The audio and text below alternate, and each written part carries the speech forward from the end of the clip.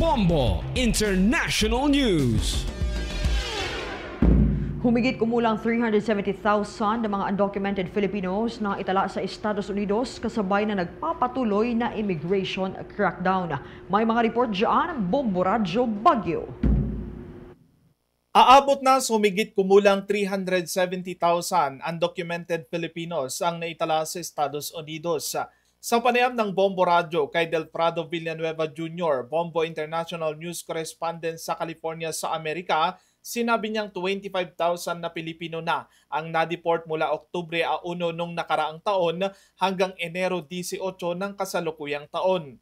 Ayon kay Villanueva, una nang sinabi ni Philippine Ambassador to the United States sa Jose Manuel Romualdez na 60 hanggang 80 mga Pilipino ang posibleng ma-deport matapos arestuhin ng mga tauhan ng United States Immigration and Customs Enforcement. Ani Villanueva, nasa 70 mga Pilipino ang nasa kustodiya ngayon ng Immigration and Customs Enforcement.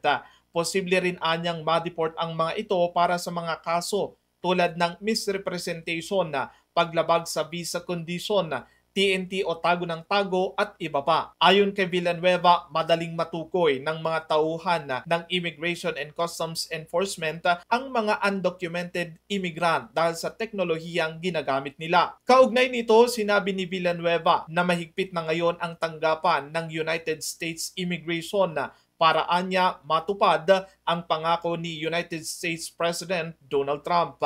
Sinabi kasi ni United States President Trump sa kanyang kampanya na iniiwasan niya ang illegal immigrants, pati na rin ang mga kriminal na pumunta sa United States para magtago. Gayunpaman, ang mga individual na pinoproseso pa lang ang kanilang mga papeles ay naisasali dahil ang lahat ng kanilang mga dokumento ay sinusuri ng maigi. Kaalanganin yung mga kababayan natin na nandito sa Amerika, particular yung mga kababayan natin na undocumented dahil nga mahigpit ngayon ang implementation ng U.S. Immigration and Border Rules Enforcement dito sa mga Pilipino, sa particular yung mga undocumented at may mga mabibigat na mga kaso dito. Talagang crackdown ang ginagawa nila. Samantala, isang hamon para sa mga undocumented Filipino na magpadala ng pera sa kanilang mga pamilya o kamag-anak dahil kailangan ng Social Security number. Pero ayon kay Villanueva Jr., ipinapadala nila ang pera sa tulong ng mga Filipino legal immigrants sa United States. Ani Villanueva, may iba pang mga Pilipino na nag-aalok ng tulong para sa mga illegal immigrants, ngunit maaring isama sila sa sandaling matuklasan ng mga otoridad.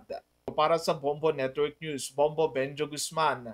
And this is Bombo Radio Philippines, the #1 and most trusted source of news and information. Basta Radio, Bombo! For the most trusted source of news and information, visit our website at www.bomboradio.com. Follow us on Bombo Radio mobile app, Facebook, YouTube, TikTok, and X, formerly Twitter.